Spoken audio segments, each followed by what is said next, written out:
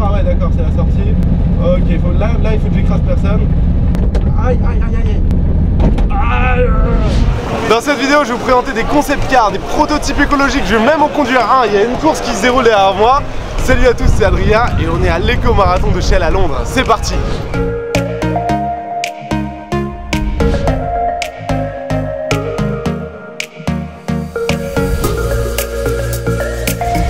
Là, il y a la course qui a lieu juste derrière moi. Alors vous voyez, c'est pas une course de rapidité. Le principe, il est très simple. Ici, la course dure 35 minutes. Les véhicules doivent faire 15 tours de piste en consommant le moins d'énergie possible. Donc c'est assez drôle de voir des véhicules qui vont pas vite, qui font pour la plupart pas de bruit et surtout qui sont assez originaux. Vous voulez voir? Regardez.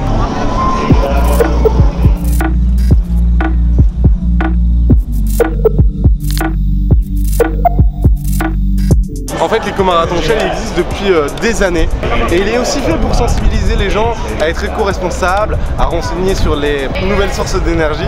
Juste avant, on a pu voir pas mal de stands, des stands assez connectés avec notamment de la réalité virtuelle, des écrans géants, c'était assez ludique. J'ai appris pas mal de choses, je me suis aussi un petit peu amusé, ça a donné ça. Je suis obligé de le faire pour vous montrer.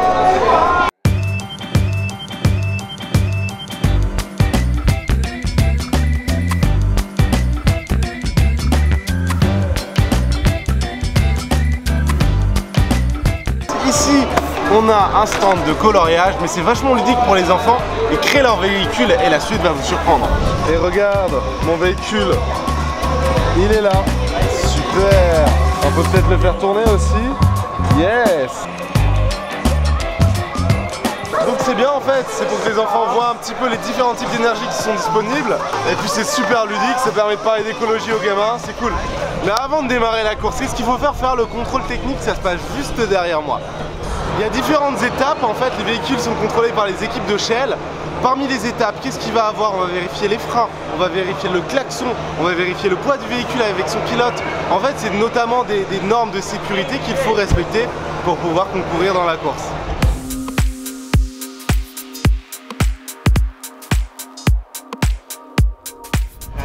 Voici la tenue obligatoire, les conditions de sécurité sont respectées. Je sais pas si j'ai le droit de garder les lunettes, mais c'est pas grave. Et je suis coincé. Attends. Voilà. Alors je vais vous expliquer en deux mots la différence entre un concept car et un prototype. Un prototype, ça va être un véhicule qui va viser la performance, qui n'est pas forcément très confortable comme celui-ci. Comme vous pouvez le voir, il est très petit, il y a peu d'espace pour le conducteur. Et ici on a le concept car qui lui ressemble plus à un véhicule traditionnel. Encore une fois, on est sur des véhicules très novateurs. Voilà, qui vise le fait de consommer le moins de carburant possible. Et on va pouvoir en tester un des deux. Alors moi je voudrais tester le prototype. Mais on m'a dit que c'était trop grand, on va tester quand même. Hop. Ah ouais. Mais comment tu pilotes ça? Mais c'est chaud. Mes pieds ils sont pas comme ça, ils sont comme ça. Laissez-moi sortir. C'est un four le truc. Effectivement j'aurais eu le casque. Là déjà ma tête elle touchait. Avec le casque c'était impossible. Ok. C'est vraiment impressionnant le prototype, comment il est bas, comment il est fin. Les roues on dirait des roues de vélo en fait, elles sont ultra fines. À l'arrière même on n'a qu'une seule roue. Et le réservoir il est minuscule. C'est un réservoir de 50 ml, il est même pas utilisé pour faire un tour entier. Et regarde, les rétros ils sont là en fait. Donc on peut voir à travers la coque les tout petits rétros.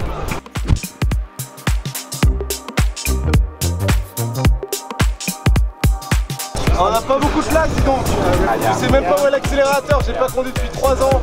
Ok, on est en train de me mettre un harnais de sécurité, j'ai l'impression que je pars dans l'espace, j'ai l'impression que je vais mourir.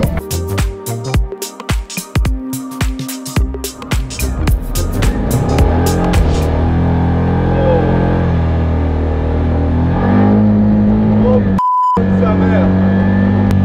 Ok, elle a du mal à se lancer en fait. Elle a vraiment du mal à se lancer.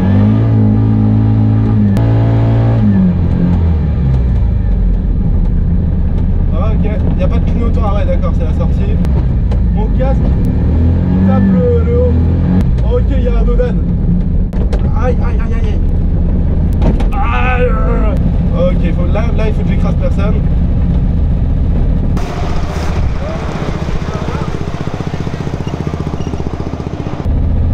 Ok, super. Hop là. Eh ben faut pas être grand, ma tête elle tapait sur le plafond. C'était trop cool. J'avais trop peur au début. Pour l'anecdote, ça fait 3 ans que j'ai pas conduit. Si j'étais un accident, j'étais un peu stressé. Mais t'avais même pas de vitesse à passer, c'était une boîte automatique. C'était juste stressant les gars qui ont été expliqués. Ça c'est inifugé, si jamais ça explose. T'avais le harnais de sécurité au cas où faut sortir d'urgence. T'avais 2 coupes-circuits en cas d'urgence. Voilà, beaucoup de règles de sécurité, ça te met la pression mais c'est nécessaire. Et en fait le principe c'est ouais, j'accélérais au mieux que je pouvais. Et après tu relâches l'accélérateur et tu essayes de voir l'importance du véhicule, c'était vraiment cool. Très serré, ma tête elle arrêtait pas de taper, je me prenais le plafond, ça faisait boum boum boum. Mais cool, content d'avoir essayé. J'ai oublié de vous dire en fait que c'était que des écoles qui étaient en compétition ici. Là on est dans les paddocks, c'est là où il y a les kiosques, où tout le monde répare, bricole son véhicule. Et venez, on a trouvé une équipe française, c'est le collège Kerbeil. Ouais. Est-ce qu'il y a des abonnés? Ouais. Ok, c'est validé. Donc je suis avec Jean et Coralie, a priori les meilleurs élèves, parce qu'ils ont été désignés comme porte-parole par leur professeur. C'est un prototype électrique. Ouais. Qu'est-ce que vous avez fait au sein de votre classe autour de ce véhicule? On a essayé d'aménager un petit peu vers l'arrière. Ah, vous avez fait la carte mère. Donc la carte mère, elle a été faite au sein du collège. Donc en fait, ça vous a permis par exemple de lier les cours avec la création du véhicule. Il y a eu d'autres matières en fait qui ont été en lien avec la compétition. La physique chimie. Physique chimie, pourquoi? Ah, pour la batterie électrique. Bon, est-ce que vous pouvez me présenter un peu votre véhicule? Moi, j'y connais rien. Genre, on dirait des roues de vélo, c'est pas des roues de vélo ça? C'est des roues de vélo. Comme un guidon de vélo. J'ai le droit d'appuyer sur le klaxon? Oui, mais je pense pas qu'il a. Il n'y a pas la batterie. Ah, d'accord, il n'y a pas la batterie. Il y a pas la batterie. Ok, d'accord. Il faut pas être bon pour rentrer dedans? Non, il faut être petit et léger parce que plus on est léger, plus on va vite. Exactement. J'ai entendu dire qu'il fallait même faire un poids minimum maintenant. Oui, 50 kg faut faire. Donc si le pilote fait moins de 50 kg, il n'a pas le droit en fait. Si, on les laisse. Ah, on leur met des poids en plus. Ok. Bah oui, en fait, c'est pour que ce soit le plus équitable possible parce qu'effectivement, sinon tu mets le plus petit possible. Quelqu'un qui fait 1m20 et qui fait 30 kg, c'est l'avantage rétro. Est-ce que tu étais passionné par l'automobile avant ce projet? Déjà, je suis surtout passionné par la mécanique, un petit peu tout, la minutie avec les vélos, aussi les motos, les voitures, ça m'intéresse énormément. Donc là, tu es dans un univers qui te plaît en fait. Exactement. Vous êtes venu pendant combien de temps? Pendant une semaine, on m'a dit? Oui, c'est ça. Merci beaucoup pour toutes ces explications, vous avez été super tous les deux, c'était génial. Et pour vous montrer à quel point c'est technique et précis, Coralie m'a expliqué un truc. Normalement, la roue, elle doit tourner en roue libre, parce que forcément, elle consommera le moins d'énergie si c'est le cas. Mais ici, on a eu pendant la course un caillou ou quelque chose qui est un petit peu bloqué. La roue, elle roule plus en roue libre. Du coup, le véhicule a dû compenser, a consommé plus, et ça les a pénalisés. Un tout petit caillou qui peut pénaliser une course. Heureusement, il n'y a pas qu'une seule course, il y en a 4, et c'est la meilleure des 4 courses qui comptera. J'espère que ça va aller pour la suite. Et alors attention, en plus d'être des super ingénieurs, c'est aussi des youtubeurs, ils ont une chaîne YouTube, la Team Écomobile, c'est ça? Ouais. Je vous mets le lien en description, vous allez les voir. Ils font un petit vlog sur Londres a priori aujourd'hui, c'est ça? Enfin cette semaine. Ouais. Allez vous abonner. Je suis ici présentement avec Simon et Iris. Nous avons ici le président de l'association, je pense, de l'école ISAE, qui est une école d'ingénieurs. Il a quoi de particulier votre véhicule? C'est quoi son point fort? Pourquoi il y en a qui rigolent là? L'esthétique. On a l'esthétique. Donc on a ici des techniciens qui sont en train de bosser. Ok, bon des techniciens, je vais pas dire des ouvriers. On a ici des mecs qui passaient par là. Est-ce que vous aviez des compétences ou est-ce que tu sais absolument pas ce que tu es en train de faire? Moi aussi, je sais ce que je fais. On vient tous de la même école, du coup on a fait à peu près tous les mêmes cours. Donc la dominante ingénieur avec de la mécanique, des matériaux, de l'aérodynamique. Du coup on a tous des connaissances un peu.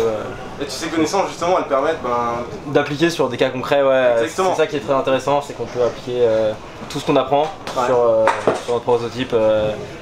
Je trouve que c'est l'aboutissement un peu aussi des cours qu'on a. Putain, tes profs ils vont être contents d'entendre ça. T'apprends à faire du carbone pour faire ta coque toi-même, t'apprends à faire des vitres pour faire tes vitres toi-même, t'apprends à tourner des pièces pour faire tes pièces toi-même. Bon et moi j'aimerais avoir l'avis de la pilote. Déjà c'est la seule femme alors dans l'équipe? Ouais. Et je suis la pilote parce que je suis la plus petite et je suis la seule qui puisse rentrer dans la voiture. J'osais pas poser la question. J'allais dire t'es la pilote parce que t'es la plus experte. Non, c'est parce que t'es la plus petite et la plus légère. Est-ce que t'as pas trop la pression? Un petit peu, surtout que les premiers runs on n'a pas pu les faire. Enfin, genre hier on n'a pas pu concourir, on avait des petits problèmes qu'il fallait régler avant. Ça laisse moins d'essais pour y arriver. Ouais. C'est vraiment trop cool, l'ambiance elle est sympa ici, tout le monde est passionné, passionnant. J'espère que ça vous plaît aussi, si c'est le cas vous n'oubliez pas le petit pouce to the sky. Et puis on va vous montrer différents paddocks.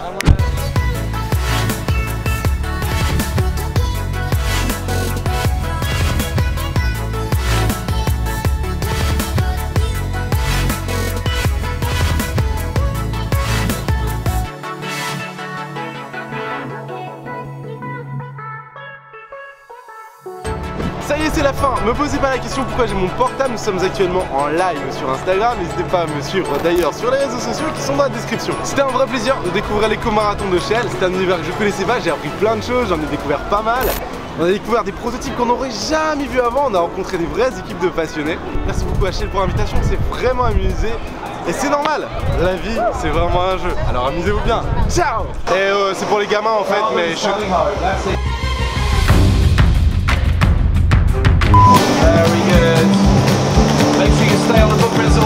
En vrai, je n'avais pas le droit de prendre au sol, mais je savais pas. Pick them off the floor. He cheated, just to let you know. I don't know.